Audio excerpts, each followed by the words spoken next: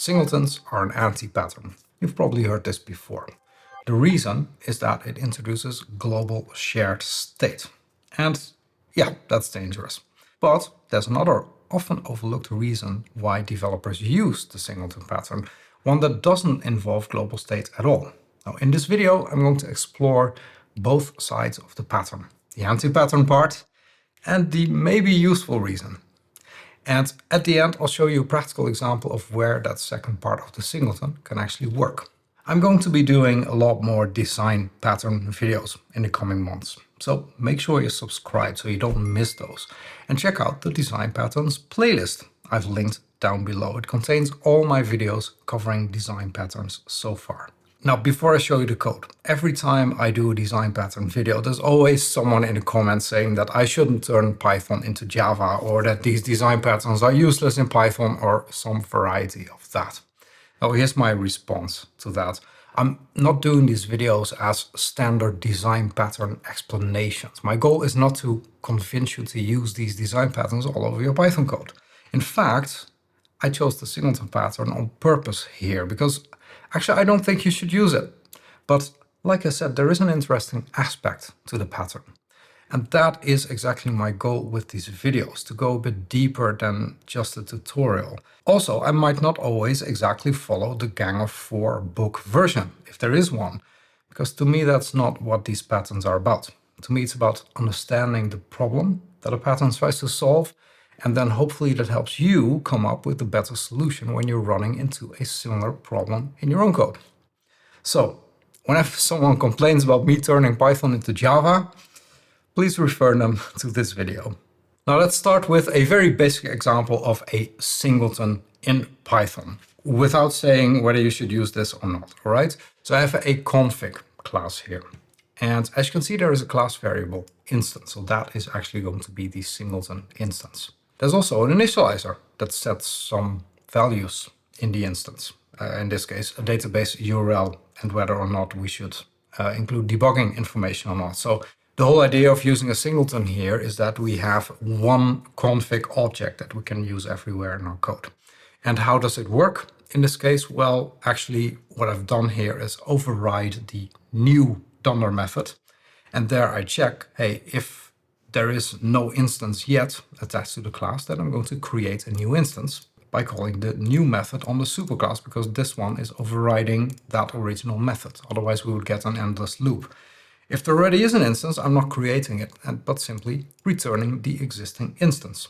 So that means that if I create a config object here, and then I seemingly create another one, actually these two objects are exactly the same, because this one creates the first instance, and this one simply returns a reference to that already existing instance. So here you see the output, we create a new instance, the comparison S1 is S2 gives us true, and these are the IDs which are the same. There is one object. So a config object, that's a good example of where you might want to use something like a singleton or some other global resource like a database connection or a logger, something that you need in multiple places in your code and where you only need one of those things. And that's also where things start going wrong. You now have invisible coupling. All these parts of the code that use this shared, in this case, config object, they depend on this shared state, and it's not explicitly declared because they will actually create an instance like so. And that means you get all sorts of unwanted effects. For example, if one area of the code changes something in the config object, you don't expect it to affect anything else because it's a locally created instance, or so you thought. But of course, that's not true. So that change is also going to be reflected in all the other places. Now, sometimes you might want that, but with the singleton pattern, it's not explicit that this is what happens. And that's the problem with it. And testing also becomes a nightmare because each test may then affect the global state, which then screws up basically everything. Now, why does the singleton actually exist? Well, it mostly came about because of languages like Java. So Java is very different from Python in that it doesn't allow you to just create a variable in a script like you can do in Python. In Java, everything has to be inside an object. And then you have the entry point of the application, which is a static main method in a class. So that means if you need some sort of global state, you need a class and you need an instance.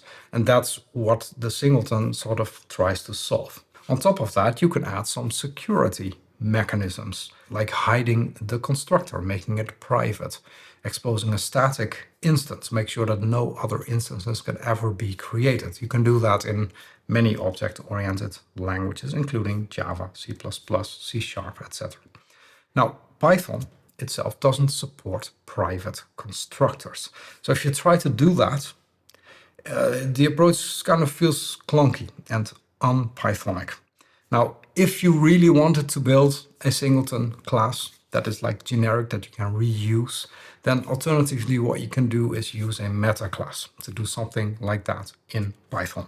Here's an example of how that would work. So I have a class Singleton, that's a subclass of type, so that makes it a metaclass. This has instances in a dictionary, and then this class has a call dunder method with a class passed as an argument. If that class is not yet in the instance list, then we're creating an instance of that class. So the singleton metaclass takes care of all the singleton instances of the various classes that use this metaclass. And then what you can do is import that singleton metaclass and use it in the config class, like so. And then you simply use it like a regular class. And then you create your config objects as usual. You can print them and you're going to get exactly the same result as before. Well, obviously the IDs are now different. So this is a more, let's say, Pythonic way of doing it. But like I said, it's not 100% safe. Python basically always allows you to do whatever you want.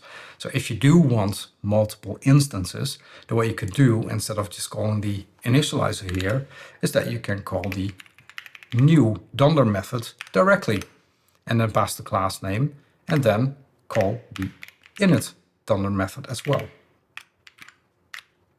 So when you do this, now you actually circumvent the whole metaclass singleton thing and you still get multiple instances. So in Python, there is no way to actually avoid this type of thing. In the end, it's the developer's responsibility. However, if you want a real Pythonic singleton, there is actually a built-in mechanism for that, and that's called a module. A module obviously is managed by Python. It's going to be loaded only once and then will be reused everywhere. That's exactly what a singleton is. Here's what that looks like. I have a file config.py, which has some variables in it, like a database URL, the debug status, whatever. And then in my example, I can simply import it and use it. That's it. So if all you need is shared global state in Python, use a module. You don't need a class. This is simple, obvious, it's testable, it's thread safe. Now, of course, there's still the issue that there is global state, and that's something that you want to avoid. So what I do is whenever I end up with global state in my code in some way, I see if I can modify my design to remove it without affecting usability too much. And in many cases, that's actually possible. But you'll still likely need to create some objects somewhere that other parts of your code need to access. So what I do is I try to group those things as best as possible in one place. Preferably, that's the main file, where you then create the actual objects and patch up everything. Bob Martin calls this the dirty place in your code. And then once you have that one place where you create all those dirty, nasty objects, then you can do dependency injection, organizing things smartly so that you don't end up with 10,000 arguments that you need to pass along everywhere. Dependency injection, by the way, is another pattern that I'm going to take a closer look at in a separate video. I won't do that here because otherwise this video becomes way too long. Now, like I mentioned, one of the biggest issues with the singleton pattern is that this introduces shared mutable state. If your singleton holds any state, it can easily leak between tests, especially if you forget to reset it. So that leads to tests that only pass or fail depending on the order that they're run in, or some unexpected side effects from previous test runs. You get tight coupling between test and implementation details. It's not good. Instead, prefer explicit dependencies. Pass what you need via constructors or parameters. It makes testing easier and keeps your components more loosely coupled. Another problem with the singleton is that it's not thread safe. in multi-threaded code, two threads could enter the singleton creation logic at the same time, and then you'll end up with multiple instances. Here I have an example of that. So I'm using my simple metaclass singleton and create an unsafe subclass of that. And then I'm starting a bunch of threads, and then we're going to see how often this initializing is going to be printed when I run this. As you can see, now it creates multiple instances of this singleton. And depending on when it's run, it's going to create just one or two or three or more. We never know basically what is going to happen. It's actually a pretty neat random number generator, but not really what you want. And of course, if this happens, that defeats the whole purpose of the pattern. And actually, this exact thing happened to me. I remember when I was working for the university, I was building some sort of game graphics engine that we would use for research. And we use singleton patterns because I was an old-fashioned researcher, and I used that for things like managing resources in our environment, loading textures, that kind of stuff. And you only want one of those. But games and game engines are typically the kind of thing where you will have multiple threads, right? One for rendering, another thread for updating the UI, another thread for listening to user input, etc. And it was actually a huge problem because we ended up with loading resources 10, 20 times when we really didn't understand why that was happening, until we realized, oh, wait a minute, we're using the singleton pattern, and that is actually not thread safe. So we actually have multiple instances of that, and that kind of broke the whole thing. Now, if you want to fix this, it means you need to add some sort of locking or synchronization mechanism inside the meta class. And this is actually possible. Here I have a version of the singleton meta class that has locks included in it. So I have my instances just like before, and then I have logs and I have a global lock. So the global lock ensures that we have one lock per class. And then next, we use that lock to create the instance of the class that we're looking for. And then when we use the safe version of the singleton and I create my threads again, and I run this, you see that we always get a single instance of the singleton. So it's thread safe, but of course now we had to add like a bunch of locks and everything, and it just slows down the code even more. So it's possible to do this, but if you're working in a multi-thread environment, be very careful with global state like this. In fact, I highly suggest you avoid them entirely unless you're absolutely sure that you need it. Now, like I mentioned at the start of the video, there is another aspect of the singleton pattern that has actually nothing to do with global state. But before I show you that, if you're designing a project from scratch, there are some things you shouldn't forget because they'll come back to bite you later. I have a free guide that walks you through the 7 steps I follow when designing software. Grab your copy at ArjanCodes/design guide. The link is also in the video description. Now, what is that other aspect of the singleton that's actually useful? It's not global state, it's that you have control over instantiation. Instantiation, that's a weird word, but it can sometimes be useful. Here's an example. Let's say you have some expensive resource that you want to load only when it's needed and only once. For example, say your code depends on a large language model. Of course, you don't want to load that large language model every time you want to use it, right? You want to do that only once. So here's what you can do. You could create a model loader, which is a singleton class, uses the meta class.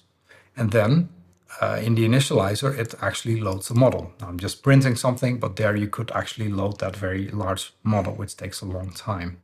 And then what you can do in your code is you can create instances of this model loader and do a prediction based on the data. So the model is now loaded only when you use it for the first time. So that means you don't have to load it when the app starts up, which is going to slow down things. It will only load when you actually need it. Basically lazy loading. So there's no global state here. Model loader doesn't have any instance variables.